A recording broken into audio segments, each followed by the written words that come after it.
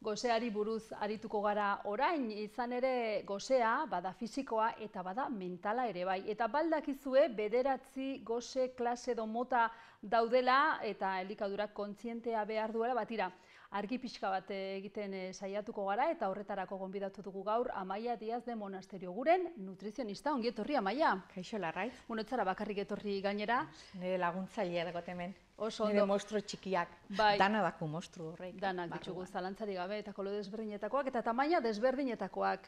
Behin Amaia joan itzen Ganbara Faktoriarekin antolatu zenuten masken inguruko ikuskizun batera, eta bertan ikasle batek esaten zion irakasle bati gosiak nago eta irakasleak erantzun zion, ez da egarria izango?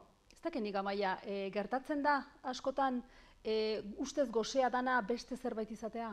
Hoixe baietz, eta gainera halako deskonekto eta bizi gara gure gorputzetik eta gure beharretatik, askotan ura eratia ahaztu ikixaku eta hori nahasketan da gosiak. Inorratik 9 gosez aparte, daku betik egarria. Orduan betik gomendatzen du, ez? Gosian hau, azten zaranean buruari bueltaka eta, lehenengo ura erangot, egarri xadan, ero gosia dan. Horren arabera, galdetuko xenei buruari, zerren gosia dako Amaia? Aipatu ditugu zure laguntzaileak emozioak dira, eta izan ere emozio batzuekin, edo emozio batzuk eragiten dute gose klase bat, eta aspertuta, triste gaudenean, edo urduri gaudenean, gehiago edo desberdin jaten dugu eragiten duzkuene gosea? Bai, aspertuta gauzenean gosiekin asketan da, egarrixakin batera, oso peligorosua.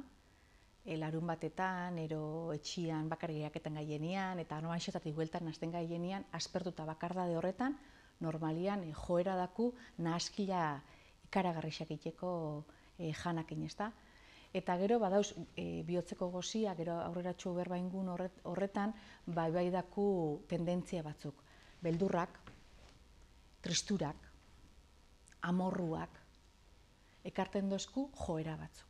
Eta zapore batzutara joaten dozku. Orduan, trikimailu batzuk ikuitia, bakoitzak bere tendentziak esauketia importantia da. Eta hori beti galdeketan du konsultan, ez da balixoia dieta bate. Balixo duena norberaren autoezagutza eta erramintak topaikia momentu horreikan soluzio topaiteko egokisa eta osasuntxua. Sar gaitetzen proposatzen dizut. Adibidez, ze emoziok ze zapore eskatzen dut, horrek ze ondorio dakartza edo ze lotura egin dituzuzuk? Behitu hau mainitinen egiten du elikadura kontzienteko tailerretan, orduan erabiltzen du zapore desberdinak. Daku pikantia, daku gatzixa, daku gozoa eta daku kakaoa. Orduan ikusten dana da, pentsamentu batekin, emozio batekin gauzenian eta joera balin badaku, adibidez, gatzira, indar gehiago hartzen dau asarre horrek, ero pentsamentu horrek, ero borrokarako gogo horrek. Orduan, gozo hartzen bu, igual, iten da transformatu egoera hori. Betaurreko larroxa batzuk jarriko goe moguan, ez? Laino baten sartuko gine moan, importantzia igual kendu itxau. Eta kakauak, ero pikantiak, beste. Orduan, norbera jakin bitau, ze joera dakon, eta behari zer etortexakon hobeto. Horratik, esaten du, ez da jan bat ona. Ero txarra da, neurrixa, norekin jaten dozun eta momentua. Orduan, horrekin beto paiken du janari egokixena norberaren momentu kritiko horreri aurre itiko. Hasi beharko genuke beraz aztertzen edo begiratzen, ze sentimenduk edo ze emoziok zer eskatzen digun edo zer eragiten digun, eta hori pertsona bakotxak egin behar du berea. Hori da. Da oso personala, esango goben, ez? Adibidez, nekia, ez? Arratzaldeko 7etan bizidun garai honetan, ez? Uztaila erditik aurrera, baina estresauta gauza bukaketea biu, ondo bukaketea biu, bakazioak hortxe ikusten du, oporrak horre ikusten du gertu, nekia daku. Ordan urtean, egunian ziar, goiaz oso martxan agendakin eta. Baina ikin da momentu itxo bat, hori zeirak eta erdi, 7ak etxea ikin garenean, deskonektatzen du gure Amaia langile profesional horretan, da sartzen ez ni Amaia, ezta? Eta horre oten da zer dau, nekia dau, asarria dau, frustrazioa dau, tristuria dau, bakardadia dau, ordan hortxe, izaten da, hotzkailura ikendun tendentzia horretan, orduan, ezauketia importantia da. Eta nola desberdindu dezakegu noiz ari garen goseak, gose fisikoarekin, edo gose mentalarekin? Bale, betu, galdera oso ona, Larraitz. Zate, gozia fisikoa danean, orduak indako zer ikusisa. Nigo saldu dut ordu baten, bazkaldu dut oin momentu baten, eta arratzaldian ziar, baina behar batzuk, behar fisiko batzu dauz, eta poliki-poliki faten da goziak goruntziken. Poliki-poliki dator goze fisikoa danian. Goze emozionala danian da derrepentekua da. Telefono dei batekin, blokeo batekin, disgusto batekin, momentu estresante batekin dator. Goze emozionala danian, zaraka pasa, larraitz, jantzi, pijamatan egon jantzi, eta zerbait erostera jeisteko, okindegira, zerbait erostera, zedi falta dozu, behar dozun produktu hori. Berriz fizikoa danian berdin dutzu, entxalada bat jan, urdaia espiko apurtxo bat jan, xerra jan, aukerak eta egokixau egiten da. Orduan, betik emozionala dau estresakin, erlazio eta beste tendentzia batzukin.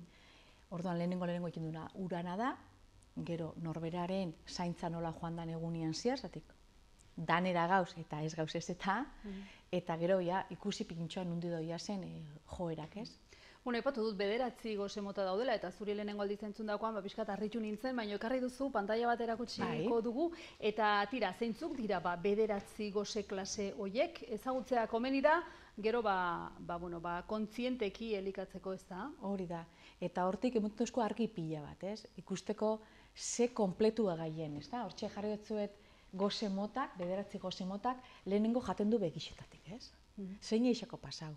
Baten bat sukaldatzen egon, eskaparatetik pasau, pasteleixat batetik pasau, eta ikusielaz bat, listua behazten da martxan, ez da? Eta konekta hoiten gara oroitzapen horrekin, eta hainkaiteko gogo hori daku. Bigarren goze hori, usaimenan bitartez, ez da? Panaixatik, txokolateixatik pasau, usain batzu dauz oso oroitzapenakin asko ekin duela, haurtzaroko oroitzapen horrekin, ez da? Amonan arroz esnia, bizkotxu egiten zabizen bitartien, ogixak izten dauen usain horrek, ez da? Belarritik. Entzuten duenean, freskagarri bat zabaltzen eta izotzez betetako imaginaitzen, zarazta, kokatu nahi zamaia. Klak, azten danean, soinu horrepe, aktiba hoiken dozku guri murmuinean, ahokua, hori daku askok, guztak isakunean, ainkaraka jatia, izoskia, hamburguesa bat, pintxua gaten dozunean, agua zabalik, aguan egoten den esplosio zapore horri danak, ez da? Gero dau, ikumenan ikutu iken dunean zerbait, urdaileko gozia, geixo fizikoa izaten da, ez da zarataka. Tripa zarataka, ez da dianean, gure gozatia ordu batzuk jambari goia zela. Gero dau, zelularra debilidade badaku, urdaileko hori kasio peixauin, ordu geixo pasau dia, eta dau nekia, mariua, ez hauz gustora, ez da? Gero dau mentala, hor dauz asko, zer entzun du numetatek. Maia, hola ez jan, hola jaten mozu jarriko zara hola, ze mensaje entzun duen, ze irakurten duen, nori entzute xauen, modak, min asko moten dau goze mental horrek. Eta debeku asko jartzen gara gure buruari, eta kulpa handixa daku. Kulpa daku gure gizartean asko sartuta. Eta bukaeran daku 9. bihotzeko gozia. Erlazen eken duenean, posa adibidez, posik gauzenian, askotan, zelebrazioetan betik egoten da. Betikua, ez da? Dauz pastelak, dauz edari batzuk, dauz kroketak amunan etxian, dauz aman etxian, ez? Festak eta denien oroitzapen horreikan. Otristen hauenian, ze joera dakoten, kakaora noian, gauza gatzikera noian. Ordan, goze horrek erlazionatia zure norberan beharrakin, ez da? Eta elikadura kontzientearen garrantzia, eta pixkat horretan ari gara, hau dana jakitea garrantzitsua delako, gero nola jokatu kontziente izateko. Beste pantalla bat ekarri duzu ere, elikadura kontzientearen gakoekin. Konta iguzu pixkat, elikadura kontzienteak ze gako ditu, zer da elikadura kontzientea? Han beste urte goiaz, nutrizio munduan, zerbait faio iken ebela, ez da? Ikusten zeben, jarten gabela planak, ez du iken jaber bat dietari buruz, baina haik esan puntu bat, momentu bat, urtian ziar, jauzi egin ginela eta lehen gora huelta egin ginela. Ez euela aldaketa bat ohitura horretan, personiak ez eukala injarneko horretan jarraiketako.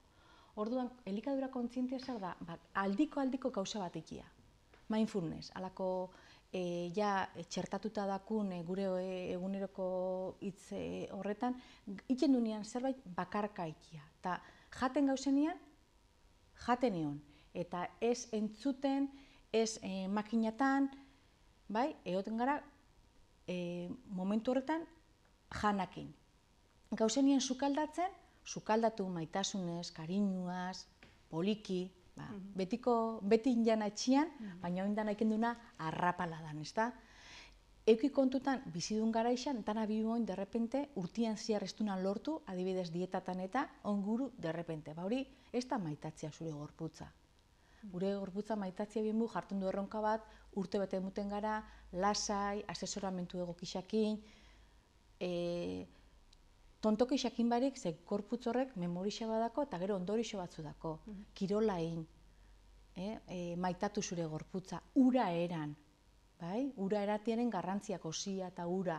Hortan, dia tips batzuk, poliki-poliki, oiketan hasi bigara etxian. Nik adibidez, grafika hau oso eskura ekuiken dozatik, klaro, bali manau, jasarri barik, bazkaiten, ez nago ez bazkaiten, ezetan, da zerbaitetan abil, betzaken dut estomagua urdaila beteten abilela, baina urdaila bete baino gehiago da jateko momentu hori, ezta? Orduan da importantia.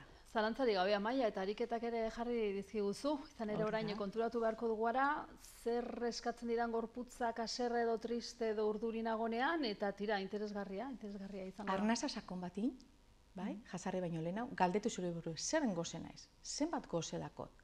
Eta hortitxek, disfrutau dakun plater horretatik ez, kolore horrek, testura horrek, zapore horrek, eta poliki-poliki, maitatzen fan gehiago zure burua. Baina aldiko ikendunen hori ez da ujan bat ona txarra. Da, jaten du momentu horreri garrantzia emon. Oso ondo, Amaia, estimatuta dago bisita, kontuan hartuko ditugu gomendioak, eta ea poliki-poliki gure buru eta gure gorputza zaintzen ditugun, eta gure osasuna noski. Eskerrik asko, Larraitz. Nahi duzun erarte, Amaia. Hurrengo arte.